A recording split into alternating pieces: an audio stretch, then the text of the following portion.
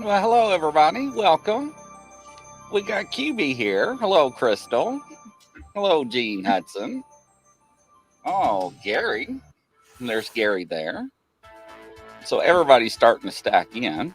So how's everybody doing? Well, thank you. Hey, Michelle. I'm good. We're good. I just want to make sure you wasn't can hear us.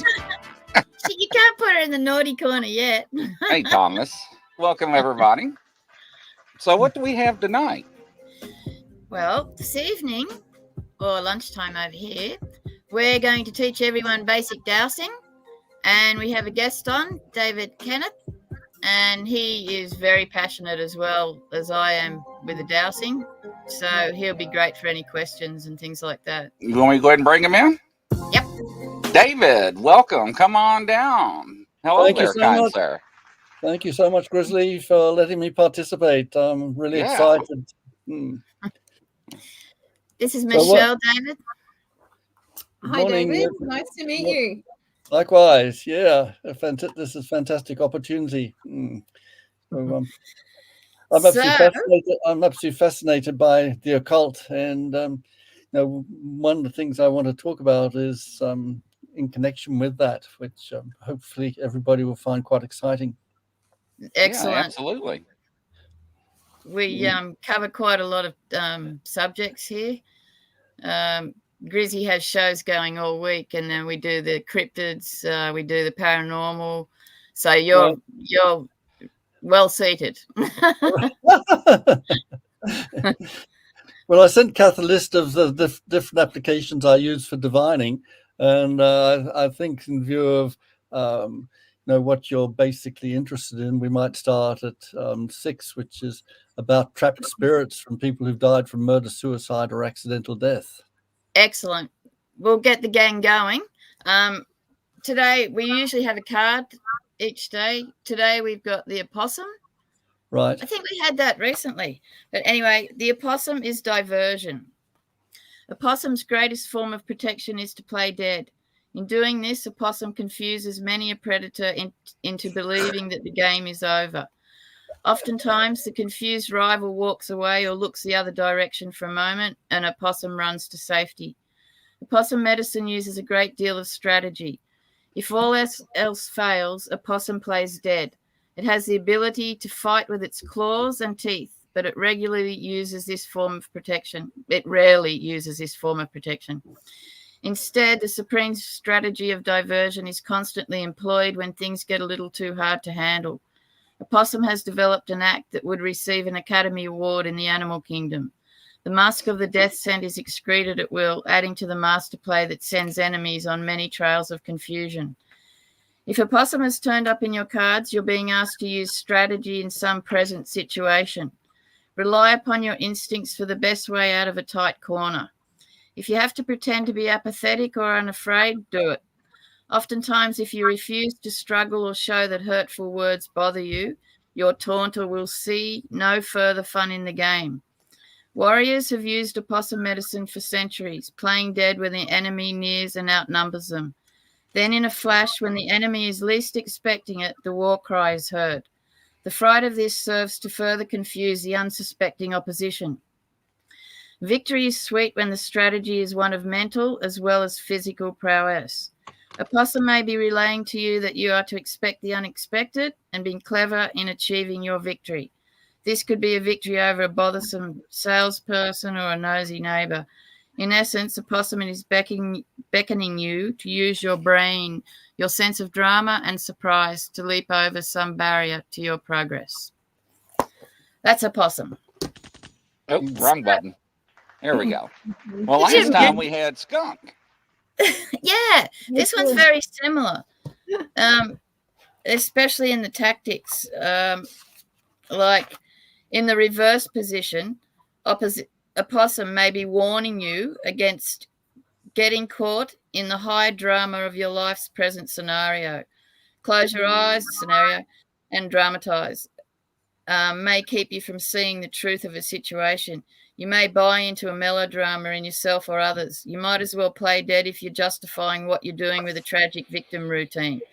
If this concept does not apply to your situation, take a look at the possibility that you may have recently been giving excuses for why you don't want to do something instead of telling the truth. In fearing to hurt someone's feelings, you may have trapped yourself in a justification pattern. I'm too sick, I'm too poor, I'm watching my weight, I'm too short, blah, blah. In having to defend yourself with excuses, you may have lost the point. You don't have to defend your right to be. The exercise is in learning to politely say that something would not be appropriate for you at this time. That's all. You owe no one an excuse. You can say no. It's okay to say no. So what you're saying is drama. Drama. Yeah. Hi, Correct. Rebecca. Hi, everyone. Okay, you got your pendies ready, everyone? I've got mine. Yes. Okay. Yes, ma'am. Yes, ma'am. We got a big storm, so I don't want to get written off before I get started. Okay. So dowsing, and that was first mentioned in the 1500s. Yours is beautiful. You should see Grizzly's, David. In the 1500s, Munster calls the rod used of a gula divina, a divining rod. Wow. While his fellow countryman Agricola wrote about mining operations in his De Re Metallica, published in 1540. So it's been referenced for a very, very long time. In dowsing, we want to know how it works. So I won't go into the string theory. I shall give you a quick explanation. The mind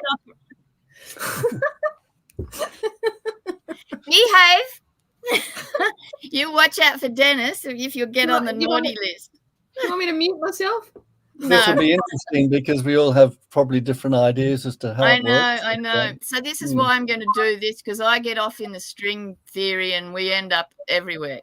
So I'm just going to read from another person's point of view. The mind operates something like a combination radio or TV receiver and transmitter. A person with a properly trained mind who can concentrate and hold his thought powerfully on a particular object, thought, person, substance, or idea becomes in tune with it. The person touches the thing on its own frequency. Nerve cells begin to vibrate in resonance to it, and this vibration has a frequency, a vibratory rate, and wavelength, which can give it a unique quality, tone, or color. Isidore Friedman, a master pendulum operator, maintains that these frequencies also have a certain shape. The nervous system then translates this quality and causes the appropriate agreed-upon movement in the pendulum. Attention and concentration are the tuning devices of the mind. The transmitting stations are the objects or people themselves, which are continually broadcasting or radiating energy frequencies. The only problems that occur are when there is too much static or interference in either our own heads or the environment. Then the pendulum readings can be a little bit off. Basically, this is what I did years ago, this little drawing. You've got the universe, everything upstairs. You've got the sun, the earth. You've got light energy in the mountains. They're all made out of particles, and they join to create atoms. Then matter, and then the waves, which are the vibrations and the frequencies. A person we all have a nervous system. We contain energy, and we function kind of like a cosmic computer. Our sensitivity then picks up the signal, and the pendulum is a symbol of that reception. That's one way of looking at it. In all the ways you look at it, you're connecting with your inner self, and you're trusting your intuition, and you're bringing it from the subconscious to the conscious and seeing the action appearing with the use of a pendulum or whatever tool you're using. All the ethics and protection advice applies. You have to respect everybody's privacy. no matter if they're upstairs, downstairs, wherever they are. All ethics apply. Privacy, confidentiality, depending on what you're doing. Like, you wouldn't go down to the supermarket, for example, and openly go to check your pendulum. You would not openly go, am I naked at this moment in time? You know, you have to be careful what you're saying out loud in public if you don't want to get kind of hassled. But always be very, very careful of what you're saying, because the minute your intention is set, that you're on your way. You can use it for all sorts of things: testing food, testing water. Where can I plant something? Is this the best environment to do this? Mapping in cold cases. You can use it for anything. You can test gemstones to see if they're fake. You can use it for healing to see what energy centers are pumping more than another. Balancing energy centers. So what we do first is usually we ground, and that's setting your intention. When you're grounding, you think about your intention of what your question is going to be and protect up. You don't want to pick up on any other energies that are not included in your intention. So you protect up very well. As soon as you set your intention, which is your question, you're fully grounded and you're linking into those vibrations of whatever your target is. So then you set your intention, and then when you set your intention, first we need to, like, I call it calibrating. So you get your yes and your no. I always say you can use anything you like. Anything that you know the answer to is definitely yes or no. So I say, I know mine's off the air as usual. I always ask, am I a four-legged dog anywhere in the universe, to get my no. And hopefully it's a no. But that's what I use, because there's no, like, I'm not a four-legged dog right here and now. So I know that's a definite no.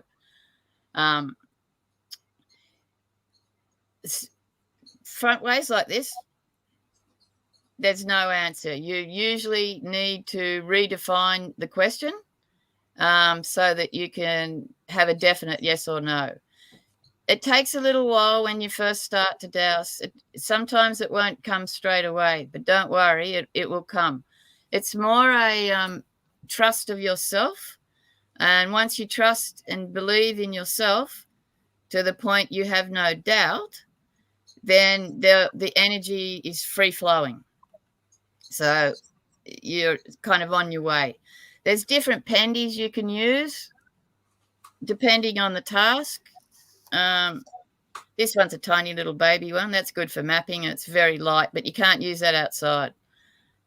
For my outside, I use this brontosaurus because, you know, it won't. Yes, exactly. Yep. I've got this other baby. Same thing. They're just plumber's bobs. This one is more finer pointed. It's tourmaline. This one, you can undo the top and put something in there so that if you're looking specifically for sapphire, something like that, you can implant to give you a better connection. Then I have the rods, which I'm going to need help with David about some of these. This one I don't know much about, or this one. So, David, I'll need you later on for that one. Hey, everybody. Then I have my rods. I don't often use my rods. I know. I don't use them often inside. I prefer to use these out in the field. I can be more comfortable when I'm using them. When you're hanging on to your pendies, it's often advised to hang it over the top of your thumb there, excuse my fingernails. That way you get a good solid hold, and keep your elbows in like you're doing gym work, so that your elbows tied in, so there's no movement. Like when you're doing, is it bench presses? You keep your elbows in, and that keeps it nice and tight within you. And then you have your question after you've grounded and you've protected up. Your question has to be super succinct, so there's no grey areas. Very succinct, like specific. Yes, specific. Yeah, sorry, I'm losing it. Because the more the grey area, the harder it is to get your answers. When I'm doing the cases, I'll start off with a basic question that I'll get a yes/no answer for, and then I will go deeper and deeper and deeper and deeper. Grizzly's gone away. And that's how we go, basically. So you set your question. For practicing, it's good to, like, you can practice and say, where's north? And you've got a compass. You can get positive feedback if you're on the right track or not. And when you start finding things, you gain more and more confidence as you go along. And it's more trust in yourself, really. Trust without doubt, so that you're 100% trusting your intuition. And there are no grey areas. So to practice with your north-south, and always remember it'll be different if you're dowsing in the northern or the southern hemisphere. You need to recalibrate, or you need to be specific in when you're setting up your intention. I've been caught out a couple of times when I've been dowsing in the northern hemisphere and I'm sitting here in the southern hemisphere.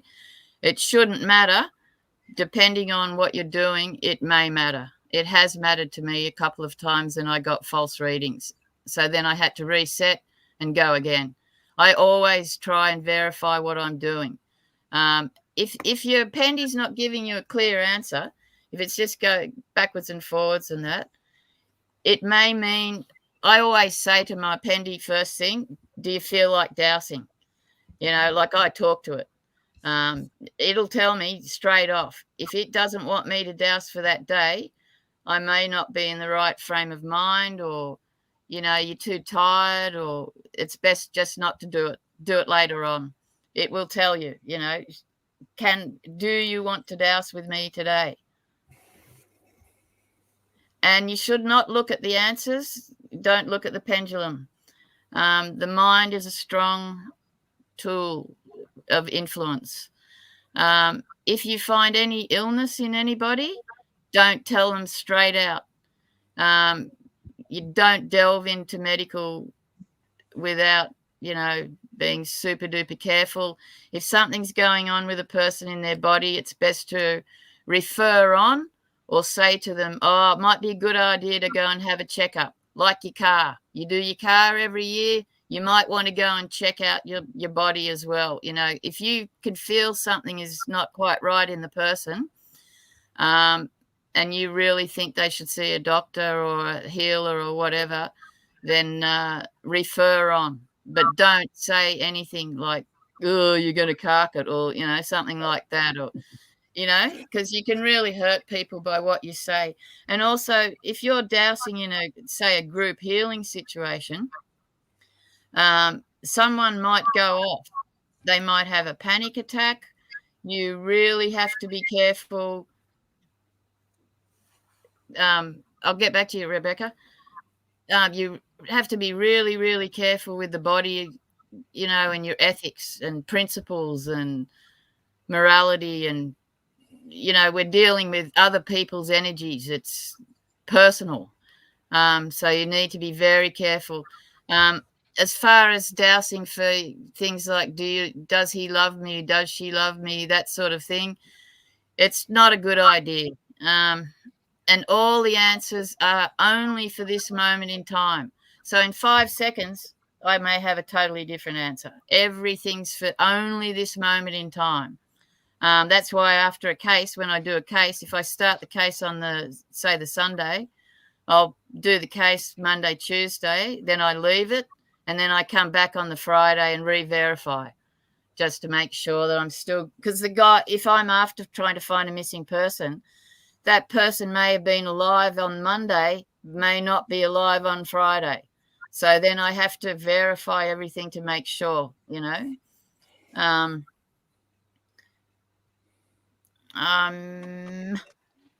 What do you reckon, David? Have I missed anything? Confused anyone? Oh my God, you are just incredible. I just want to keep on interjecting all the time and just get you to expand on certain things and also enter a discussion. Certainly not arguments, just discussions, because we're so much on the same wavelength. It's unbelievable. Oh, that's good. That's a plus. Yeah. Would you like to introduce yourself? And seems I've been so rude and haven't done that as yet. Everybody, this is David. Okay, my name's David Kennett. I'm in Western Australia. All my life, I've had the most amazing spiritual experiences for which there was absolutely no explanation. And, ultimately, I just felt there was a calling. And I was born in Sydney, but I've lived in England 5 times, and but I seem to get more spiritual experiences here than I do in England. But at the same time, one of them that was really interesting was the last time I was in England, which was quite a long time ago, 1970s, I think, 60s, 70s. Oh, I don't know. And when you get to my age, 82, you lose track of time, don't you? But anyway, I was selling double glazing, and I went into this particular house, and the lady said to me, "While you're doing your calculations, David, I'll make a cup of tea. I've already made some scones." So I said, "Well, that's very kind of you, but I said I can't eat your scones because I'm gluten intolerant." And anyway, with that, she said, "No, that's ridiculous. Wheat is the lifeblood of people." So anyway, with that, she slipped off a wedding ring and tied a piece of cotton to it and got me to hold it above one of the scones. And with that, it went anti-clockwise. And really and truly, I didn't really know what was happening. And she just said, "Oh my goodness, it's saying it's not good for you." So I said, "Well, I was diagnosed in 1967 at the St. John's Hospital off Leicester Square in London, and with this allergic reaction to wheat and gluten." And so I said, "That's the reason why." And so that was a very good introduction to using a pendulum. But up to then, I'd really only thought of using divining rods. And so that was quite a new experience. But I found that with the divining rod, it was a bit frustrating because one of the things I do is I have what I call my circle of elements. And I've listed compass bearings for particular elements. So if I say lead, for argument's sake, it'll point to 2.5 degrees east of north. Now, if I say gold, it'll change direction like this. If I say nitrogen, it goes over to west. So this is really fascinating and useful in a multitude of ways. But my big question is, how is this working? And I think that we are connected to the universe. And the very word divining seems to suggest the word God, which a lot of people are not happy with, but it's just a word to explain something that we don't understand. And I'm certainly quite happy with it. But I teach over in Nepal. I've been there 3 times. I would have been there more times had it not been for COVID, which prevented me from going in 2 years. Oh, we're not allowed to say that, David. No, pandemic. You're fine. Just pandemic. Sorry. Yeah, you're fine. The pandemic's prevented me from going there. Anyway, one of the things that fascinates me, okay, I'm single, I've never had children, but my sisters have had kids, and I've watched lots of people have children and whatever. And what is fascinating is they take the baby home and they put it in a cot in a certain position. And then when they go back into the room, the baby has moved around, even though it's been reasonably well restrained. And I think, why is that crazy? And they always put the child back in the same position, and they go in the original position, and they go back again, and the child has turned. And so what we should do is move the bassinet or the cot so the child can sleep where it is trying to get to, because intuitively it knows where there is a safe place. And I have gone into homes where people say, oh, we never sleep well. And I go into their bedrooms and I say, well, your head needs to be here and your feet needs to be there. And I remember on one occasion, I went into 3 bedrooms in this particular house, and they had 3 boys that were all out playing sport that particular day. And anyway, we went up into the first bed. So I said, this child needs to have his head here and his feet there. And the wife just said to me, God, that's amazing. She said, that's exactly how tall he is. And I'd never seen this child. And it was the same for every child. And the next day, the wife phoned up and she said, David, we've got to thank you. She said, we've all slept like we've never slept before in this house. And but another thing that really fascinates me is the way we can connect with all manner of different things. And here in Australia, we have geckos, and I suppose there's geckos in other countries. I don't know.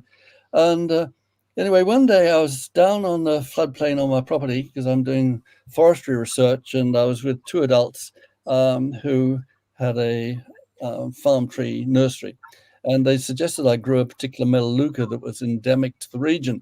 And so I'd bumped into either the husband or wife, I can't remember, in the local town. And I said, look, you've got to come and have a look at these melaleuca hamulosa,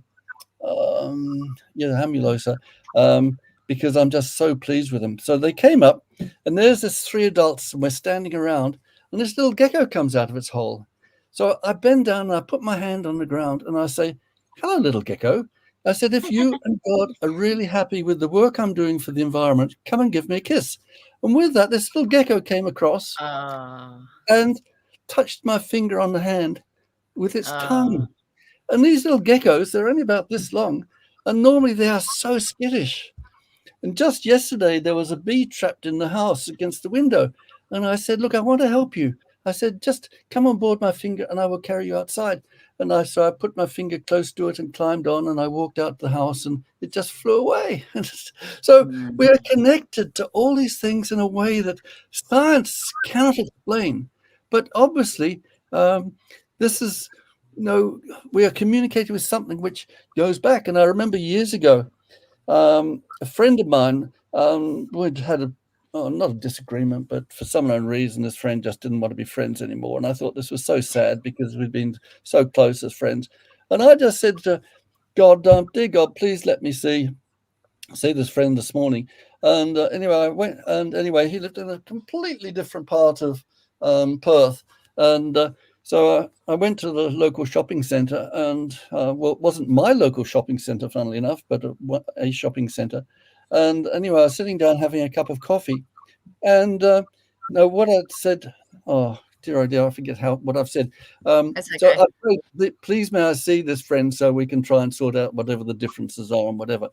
Anyway, so I just sat down for coffee, and this friend walked in, and I said, what are you doing over here? So he says, I honestly don't know. He said, it's my sister's wedding tomorrow, and I woke up this morning and something told me to go to Karrinyup Shopping Centre. Which is amazing. So and we had an amazing bond, which unfortunately just wasn't interested in carrying on the friendship, but that's his problem, Never not mine. mind. It was meant to be. Yeah. But what we should do is, as I was mentioning about the baby in the cot, and people, they should just move the cot around so the child can sleep in the position it wants to, and maybe the constraints within the cot are so much that the child can't get to the place it really wants to sleep. So it might take 2 or 3 movements over a couple of days or nights to get the ideal position. So do you have a special protection technique? Was it Rebecca was asking what protection technique, but I think everybody has their own special protection techniques depending on what lore they're into. Yeah. Well, I absolutely hate religions. And so does God, because I've asked God whether he likes religions or not, and he says he hates them as well. So anyway, and I don't want to offend anybody here, but that's the way it is. Anyway, so I just say, dear God, please protect me from anything that might be malevolent towards me. And this leads me into something else, which is really quite interesting. I bought this property that I've got on which I'm doing this forestry research. back in 2001, and I bought it without actually walking on it. All I'd done was divine on a sketch just drawn in the sand away from the property to see if there were lots of underground streams, because this is what I was looking for. And anyway, so the first time I walked on it, I went up to the top and I looked down over the valley and I burst out crying. And I thought, what on earth is happening to me? 60 years old. And I just burst out crying. So anyway, I thought, well, I'll ask my divining rod. And I just thought, well, I wonder if... Oh, and then the guy from whom I bought the property came across, and he said to me, well, we're having a cup of tea outside my caravan that I lived in for 5 years. He said, you'll think I'm strange when I tell you this. And he gesticulated to where I'd burst out crying. He said, I would burst out crying. And I said, I believe you, Fred, because it's already happened to me. And then I had two other friends come up, or they were just people that I just met, over the few days. And so they came up to see what I was doing. And they both burst out crying in the same area. They came at different times. And but so that's four of us had this experience of crying. So I asked my divining rod whether somebody had died there, and it said yes. So I said, please give me an indication of male, and if it goes to the right, it's male, and if I say give me an indication of female, it goes to my left. And so it indicated it was a female. So I asked, how did she die? Did she die from murder? And it says no, which is to the left. Was it accident? No. Was it suicide? Yes. So then I determined her age and the year, which was 1897, and she was 22 years old, and she'd committed suicide, which you can fully understand, because in 1897, without air conditioning and just, the conditions must have been horrendous, because people were going to and from the gold fields during the gold rush at that period of time. So you can understand somebody being driven to it. So anyway, the words came into my head, and I just and I've done this hundreds of times, and I'll relate another story which is really fascinating. I just call upon the spirit guides of the deceased person to come and collect their spirit and guide them to God, or to you, God, so they can find eternal peace and happiness as you see fit. And they just go, and it's really amazing the way this happens. And I know for sure that the spirits do go, because there's one lady, she phoned up one day from a suburb in Perth, and she said, David, I've heard about you doing spiritual healing. She said, I've had priests here several times and other people who claim they can clear these spirits. And she said, I'm absolutely desperate. No, can you help me? So I said, okay, give me your address. So she gave me her address, and I looked it up on Google Earth. So I only use one divining rod, because when you go over an underground stream, I should have two divining rods here. If you go over an underground stream, the divining rods will either cross like that, or they'll go like that. And I say to experienced diviners, why is it like that? So if you go from one side, it'll go that way, and from the other side that way. So I just get rid of one of them. So I say, show me where the underground stream is, and it'll go that way. And that is the direction the water is flowing. So I can say, okay, I'd like you to point upstream, and it'll just instantly turn in the other direction, which is absolutely amazing.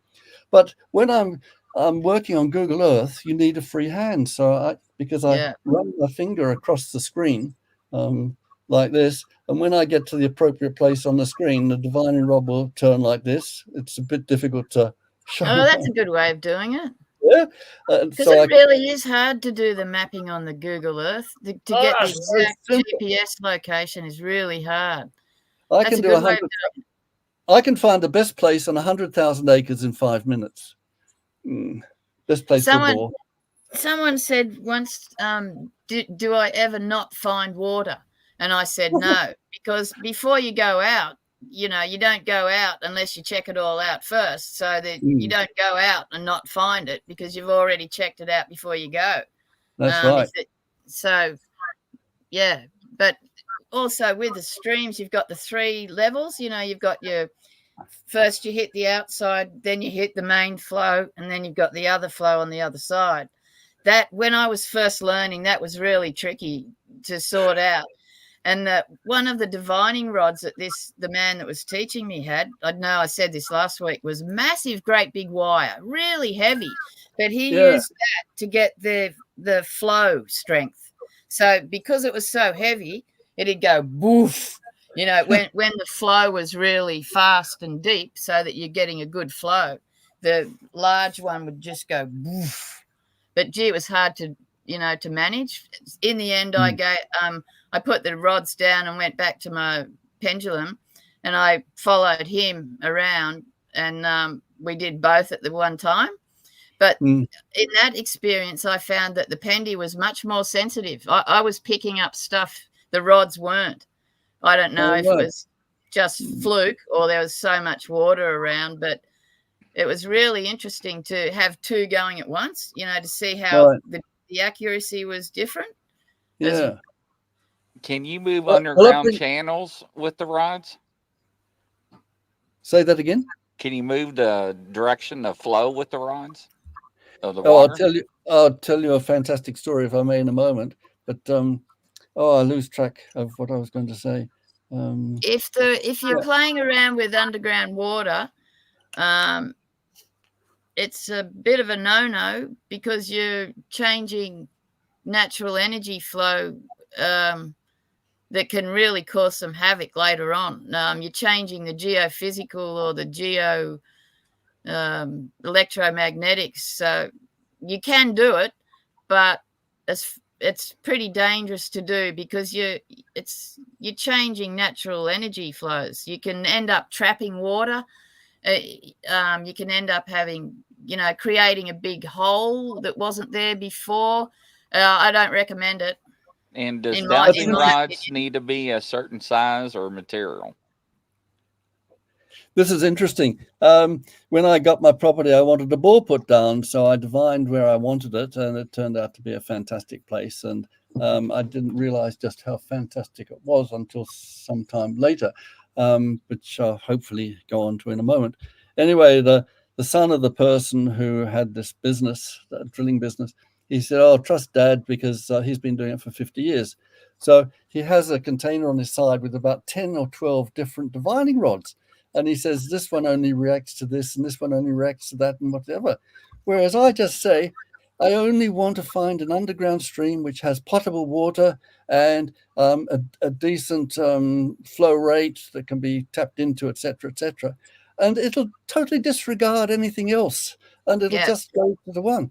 But now what I do on Google Earth, I just, whether it's 1 acre or 100 acres or 1,000 acres, I just look at Google Earth and I just say, show me the best place for a bore for potable water. And I just go across the screen and it'll point there, east and west. And I go up the screen, north and south. And so I know exactly where to go to, and then I plot the exact place. Yeah. What is really frustrating is so often the drilling contractors don't set the drill rig up exactly upright, or they strike what is called a floater in the ground. And so when the drill goes down, it gets pushed off a little bit. And I had this experience in the Darling Scarp here in Western Australia. And this guy from Zimbabwe,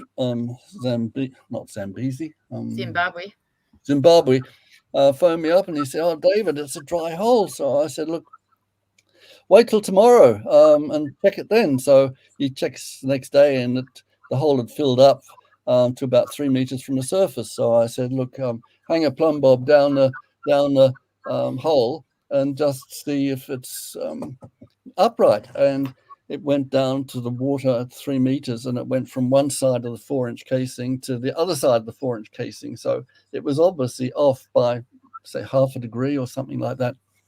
Anyway, so I said, "I've got an idea which you might like." So he says, "I think I'm on the same wavelength as you. No, how about we drop some gelignite down and explode it at the depths of where I've identified where the water is flowing." So he knew somebody who was good with explosives, so they did this, and he called me up and he said, "Oh, David," he says, "the water just started gushing into the hole. It was just fantastic. Thanks very much." Have you found, like, you can get copper rods, you can get your brass rods, you can just get fencing wire. I'll just cut some fencing wire. But I've found that, yes, copper is highly conductive, but there are other, like in some cases, they can like splatter the aura. But as you say, it's all in the intention and your question. I find that it's best to keep everything really simple. The more simple, the less variance, anomalies, gray areas you'll get. Because it's all in your question. Everything is in the question. If you've got your question succinct, that's the answers you'll receive. And the more simple, the less gray area.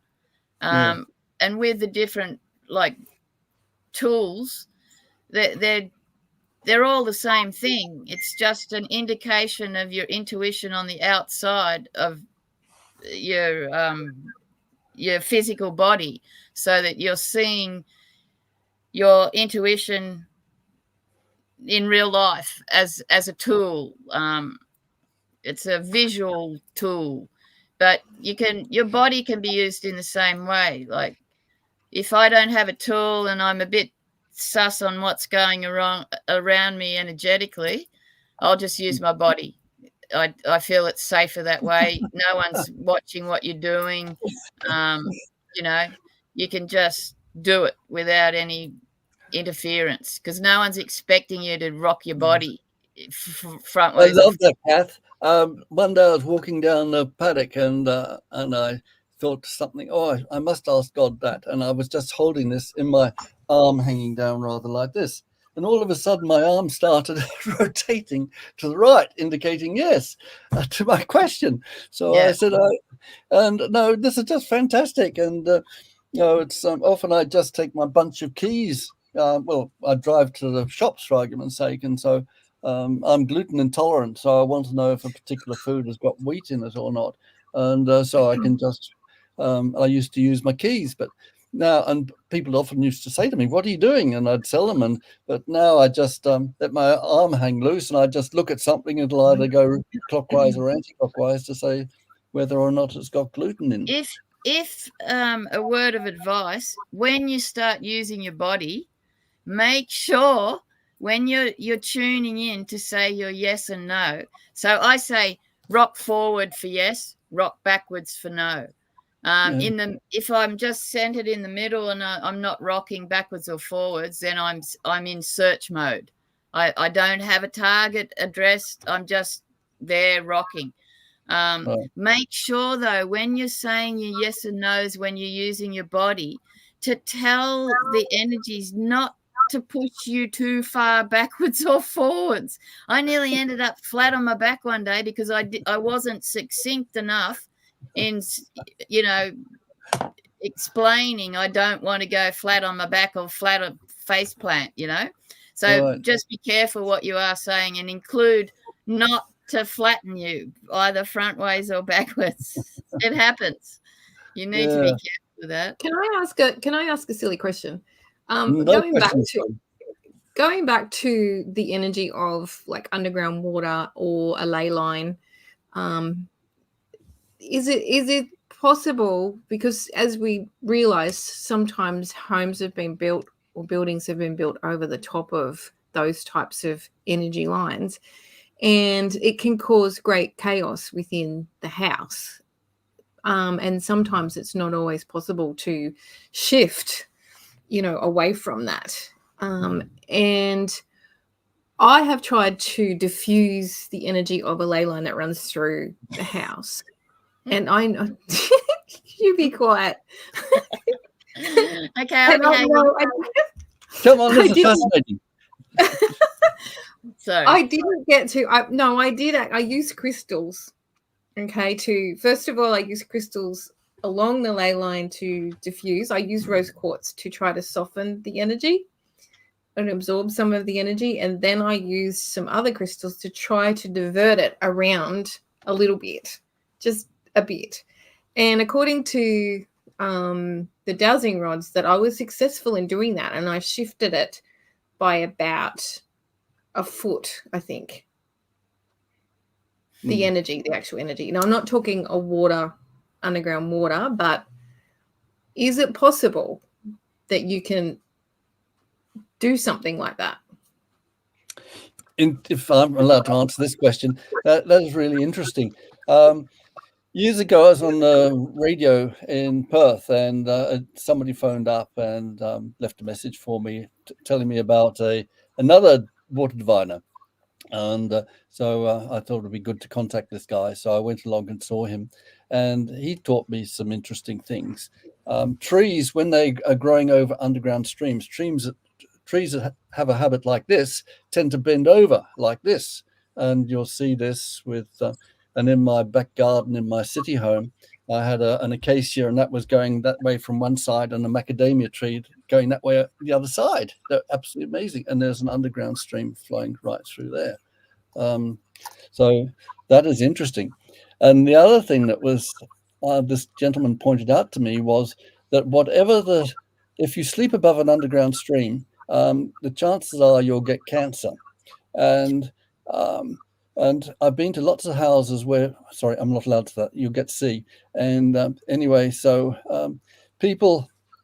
I've been to people, and I've identified particularly where underground streams cross, which is the places where you look for to put down the best bore, because you get a cocktail of the water flowing into underground streams. And one is coming normally from the northeast to the southwest, and not from the northwest to the southeast. And anyway, he showed me this, and if you put down some blue material on the ground or on the bedroom floor or whatever, the divining rod will not then react to the underground stream that's flowing there. So I had a science background, so you have something that's a sine wave, and so the blue must have a wave form which is 180 degrees out of sync with the energy that's coming from the underground stream, so it cancels it out. But Wow. equally, yeah, so this is quite fascinating, and it seems to be any shape of blue. Here in Western Australia, a lot of women working in the ABC studios in Geelong in Brisbane were getting breast cancer. And anyway, they ended up moving the studios somewhere else, and they demolished it. Anyway, what I discovered was that there were 3 underground streams flowing beneath the middle of it, and it was most unusual. The underground streams were forming a triangle right in the middle of this building. And I wrote to the government, I wrote to the ABC and whatever, I never got a reply, because I'm terrified that this site is going to be redeveloped and people are going to be living there in high-rise buildings, and the incidence of cancer is going to be absolutely colossal. I wonder if the vibratory rate of the blue counteracts the vibratory rate, like of water. That's exactly what I'm saying. So the waves, that's interesting. I wonder how that happened with the fires in Hawaii. I better be quiet. Okay, delete, carry on. Any more questions? So what you're saying is it's possible to actually diffuse that energy if you're having to live over the top of it. Yeah. Well, by putting blue on the floor, that is good. Yeah. But this is another interesting thing that I did. So if it has like blue carpet or blue, anything doesn't blue. matter what material, anything blue. No, anything Maybe blue. that blue insulation stuff you could put down underneath the floorboards instead of putting it on top of the floorboards. Yeah, because this is what you say about the water, because I feel that living over the top of an energy line or a ley line actually creates chronic fatigue. Yep, me too. Or an autoimmune disorder. Okay.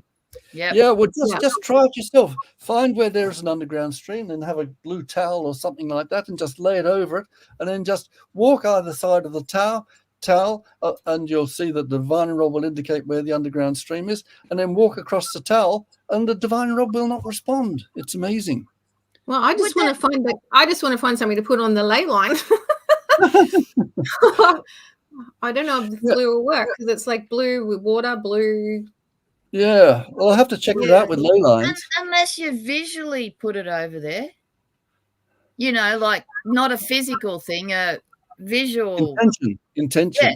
Yes. The power of intention is incredible. It's just yeah. I might try that later, because I've got one under mine as well. Michelle and I, we've got our beds in So the the wrong color positions. blue. Yeah. Color blue. Yes, Gene. Anything blue color, David said.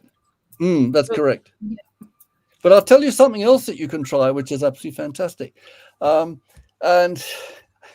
this just sounds absolutely impossible, I know. But there's a lady friend of mine. She has chronic, I think it's called scoliosis of the spine, where the spine is badly curved from birth. Anyway, she heard about this American lady who could do healing. So this lady came out from America. And so Annalise invited me to go there and meet this woman. And anyway, in the course of conversation, the lady said to me, "What do you do?" So I explained what I was doing. And so I said, "No, living over underground streams is bad." So I can't remember where she lived, somewhere in Ohio, if I recall correctly. Anyway, so we looked it up on Google Earth. And so I said, "Look, you're living over 2 underground streams." So I said, "You won't believe this, but all we can do is give it a go." And anyway, with that, I just go on the Google Earth image where I put a line, I just go flick, flick, flick, flick, flick. And I then divine to see if I've moved the underground stream. So I moved the one that was going from the northeast to the southwest. So I just moved it up that way. And then the one that was flowing the other direction, I moved that way. And anyway, when she got back to America, she sent an email saying, "Oh, this is amazing." She said, "I got back home and the next door neighbor's underground room, what do you call basement, was flooded." Oh, see? So I now always say, look, if it's appropriate, God, please do this, or if it's not appropriate, Flood the neighbor's backyard. I'll have to try that. I had rocks. I had major rocks and everything, like all through the house, in specific locations, experimenting, and then used the rods to see where if I had been able to shift the energy of it or not. And there was rocks everywhere. Anyone walking in would have thought I was crazy, because there'd be a big pile of crystals, sitting in specific locations. Right. Yeah. Can you give us an example, David, of you using your pendulum or something to show the audience? Yeah. Can you see these quite obviously? Yes. Because that's quite clear. Sometimes when I'm in front of a large audience, I use this one, but you can't use this outside because the wind catches it and blows it around. So I'm most comfortable with these. As I say, if you're going initially, because most people think of divining initially for looking for water, and if you go across and the divine rods go like that, and I covered this a little bit earlier, you think to yourself, well, which way is the water flowing? Because if you approach the underground stream from one direction, it'll go like that. But if you approach from the other direction, it'll go like that. So I now only ever use a single divining rod, and it'll point in the direction of flow. But what is so incredible is I can say, look, please point upstream in future, and it'll instantly turn around, and it will keep on pointing upstream every time I divine until such time as I ask it to revert to pointing downstream, which is amazing. Do you have a specific question, Grizzly? I just want to see his example for the audience to see. Right. This is what I call my circle of elements. And wow. Okay, so I align that with north. So like Cath mentioned earlier, I just say show me north. So I just align it like that. So I can just say then to a person, I want to know, or the person says to me, I'd like to know what elements are missing from their diet. And anyway, this is really interesting because in Australia here, our soils are very deficient in boron.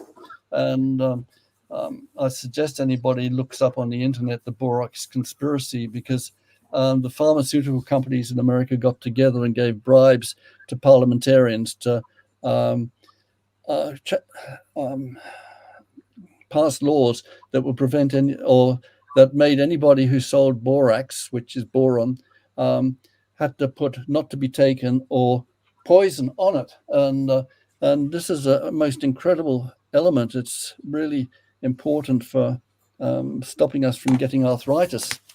And anyway, a friend of mine, he had chronic arthritis long before I met him and his wife and children.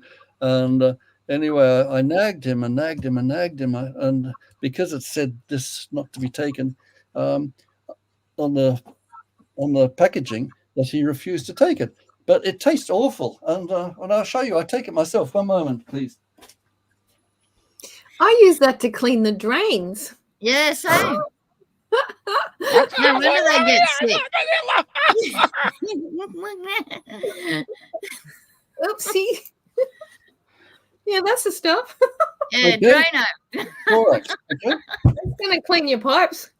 Oh, I bought the wrong one. This one's not open yet. One moment, please. Any other questions there? I think That's why Cliff I'm was going asking a question about. There was a big question. I'm back. It tastes absolutely revolting. Oh, I bet it does. I lick my finger and I stick it in. Yeah. Okay. Oh no! Please don't cark it on my show.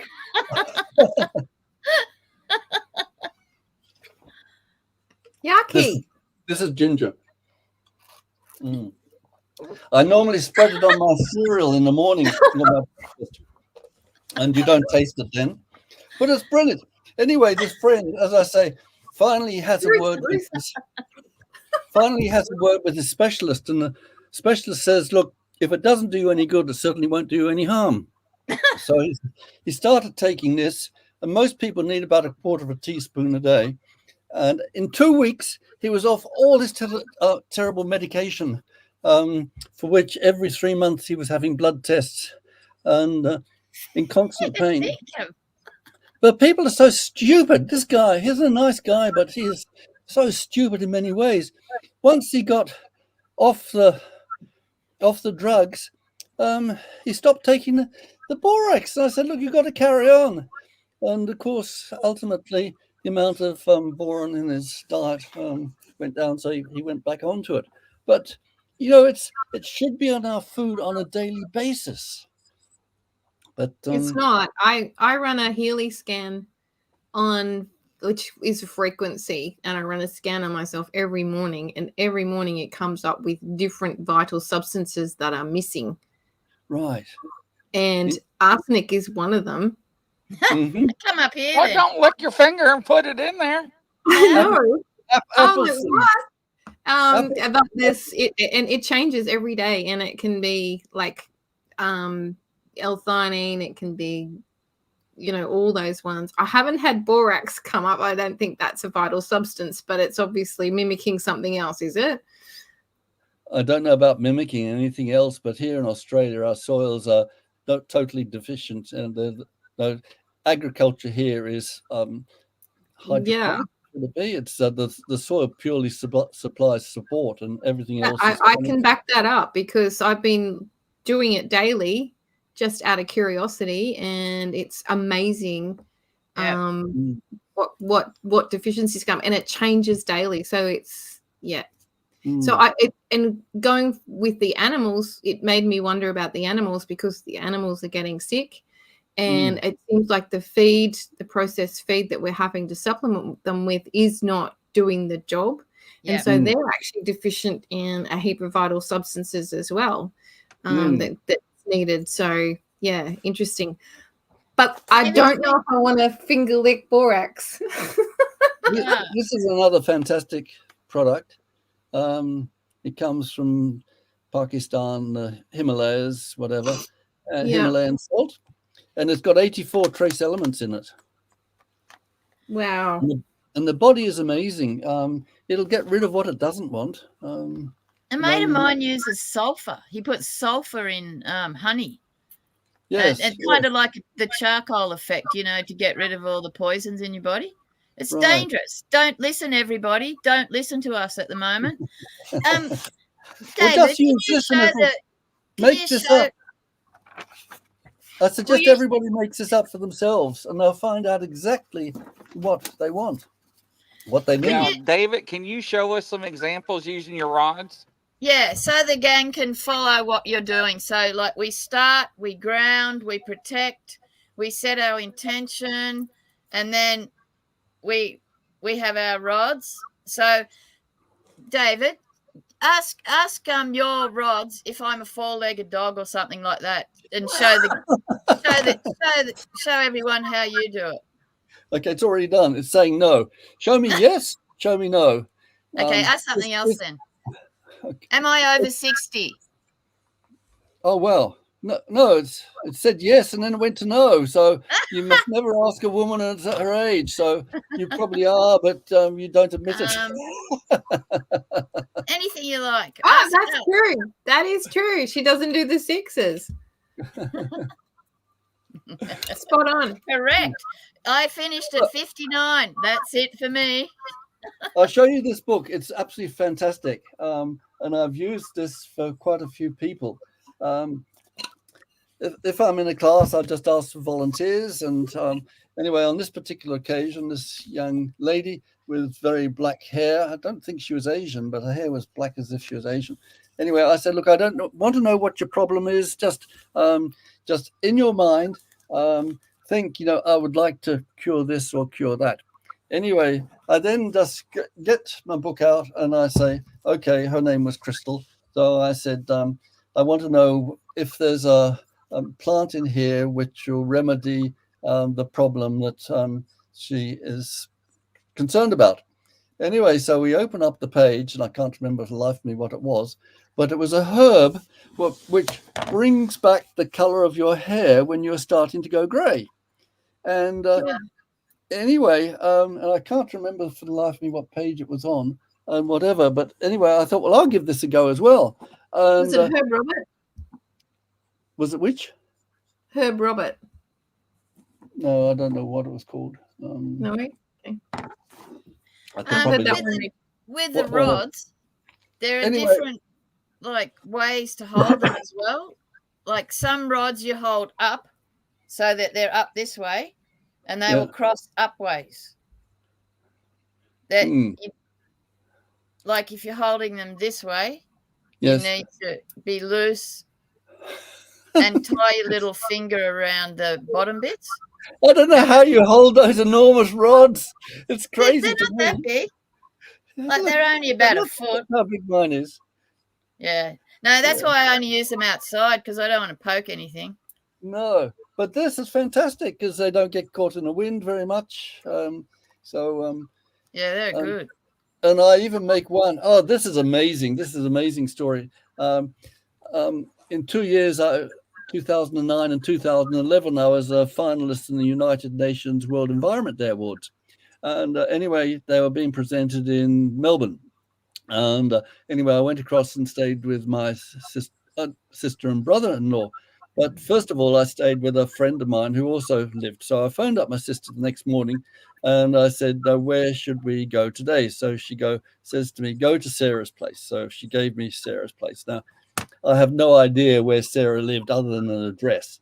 So we got into the car and I said to Richard, I said, look, I'll show you something amazing. And I was just drawn to do this because I had never done it before. But I just got in the car. We got in the car. I was not driving. And I just said, please guide us to Sarah's home. And it went, yes, like this. So it said, go, indicated left out of the gate. So a little way down the road, it said, go to the right. But right as we are at the junction. So I said, oh, God, you've got to give us a bit of warning. I said, no, about 100 meters before the next intersection, I had to go flick, flick, flick right or flick, flick, flick left.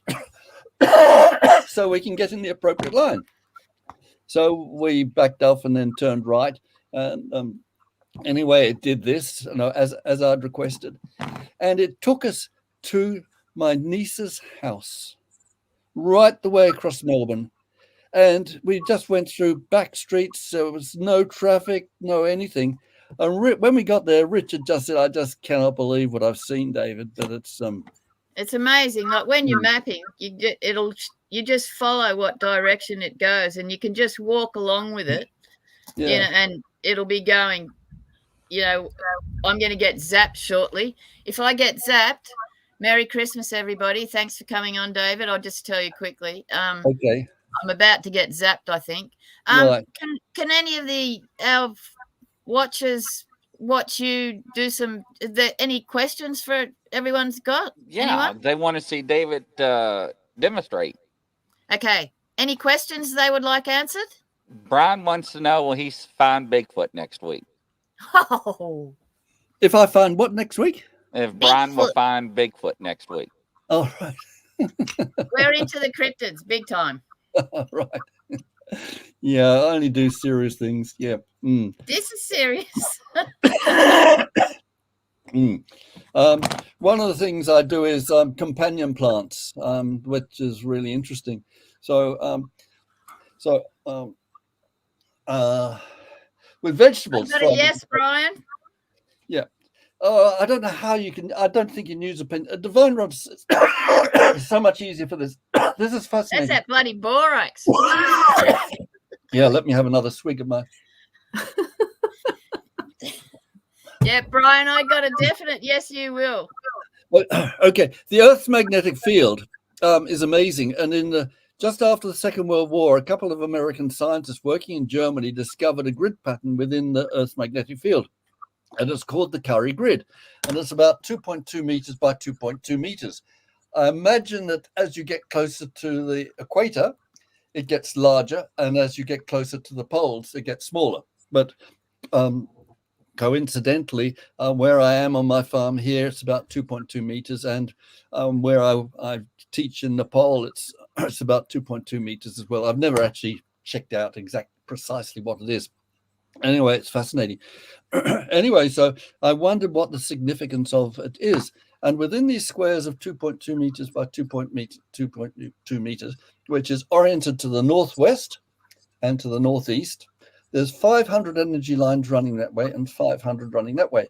So within that small area, you get 250,000 intersection points, each with unique electromagnetic properties.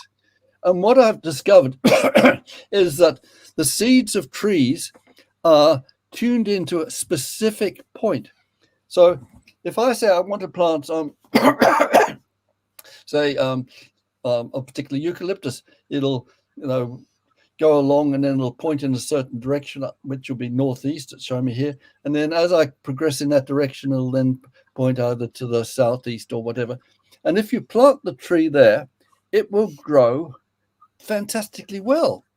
And so I just asked God to demonstrate this. So I say, show me 0%, and it goes to my left. Show me 100%, and it goes straight out in front of me. So imagine the tree is in its perfect position here. So I say, how well will it grow there? So it's saying 100%. As I back away or move in any direction, it goes down to 0. And this is amazing because when you plant trees with a tree planter, boom, boom, boom, boom, boom. I met this forester many years ago, and we went around plantations. I said, Charles, there's about 3% of the trees that are so much better than the others, and 3% that are underperforming or even died. And he said, if you can find out the reason for this, you'll be worth $1 million. Well, here I am. I'm worth $1 million. But nobody's interested because they refuse to believe these things. It's just so frustrating. It'll happen. Do we want to see if Santa Claus is real? Yes. Is Santa Claus real? Yes. 100%. Look. Yeah. That's what mine was going very enthusiastically about it as well. When it goes all the way around, it's saying not just yes, but yes. Yes, huge yes. We've got to have a real belief in this for the sake of the children. So, oh, excuse my coughing. But Bless you all. if I can just quickly demonstrate something else with vegetables. Just stop that. You need to stop that. You're making me cough. Oh, sorry. Yes, I want to know what's your thoughts, David, on baking soda. Wow. What's your thoughts on baking soda? I don't know. I haven't thought about that. But let me just quickly show you this because this is fascinating. In agriculture, everybody grows monocultures these days, but nature has symbiotic relationships between different plants. So I say, and I do this as I sit here, show me the best place or energy line on which to plant maize, corn. So it'll say there. And so it's aligning. So you wait till it aligns in a straight line, which is exactly northeast, southwest. Now, corn needs lots of nitrogen, and beans are legumes, and they put nitrogen into the ground. So I said, where should I plant beans, climbing beans, in order to improve the performance of the corn? So it says there, which is about 6 inches to the northwest side of the corn. So then I say, corn gets attacked by certain insects. So is there something that I can plant? Where should I plant it to keep these insects away? So it says, plant something there. So I then go through the alphabet, A, B, C, D, E, F, G. So I say ginger, and it says no. So I say garlic, and it says yes. So you plant garlic or onions, which is the same family, one side on the southeast side of the corn, and then you plant the beans on the northwest.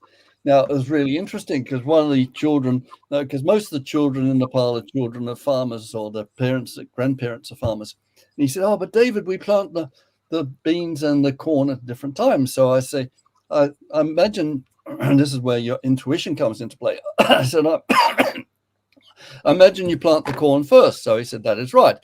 So I said to him, how high should the corn be before we plant the beans? So I just raise my hand up like this. And when I get to the appropriate height, it says that. So the corn has started to grow already, and it carries on growing, and the beans grow up it. So you don't need to provide any support for it, which is absolutely amazing. That's brilliant for companion planting. Oh, this is absolutely fantastic. So what God tells me with the divining is that you have 4 different plots, or 5 different plots, because one has to be fallow. So you have one selection of plants growing in plot 1, and then the following year you have another selection. So you have 5 different areas. So one is plot 1 with one selection. Oh my goodness. You want to get a drink of water? Oh yeah. Hopefully that borax didn't do nothing to you. Yeah. Exactly. I haven't talked so much in years. You have to have a little rest. Can we go back to Cliff's big question, Grizzy? Which one? There was a big one, about 3 lines. I must have missed that one. He was asking about baking soda. Yeah, no, this is and another question was, what does David think about raised garden beds? Right. Yeah. Well, baking soda, it says it's a good question, but I just don't know quite what reference to say. Let's just have a say. I just think the question, and it's saying yes, yes, yes. So is it beneficial for some plants? So which plants might it be beneficial for? A, B, C, D. A, B, C, D. It's suggesting a vegetable beginning with D, which I can't think of a vegetable beginning with D. A, B, C, D. A, B, C, D. E, those F, G. daikons, like those radishes. Okay. It's saying yes to that. So clever you.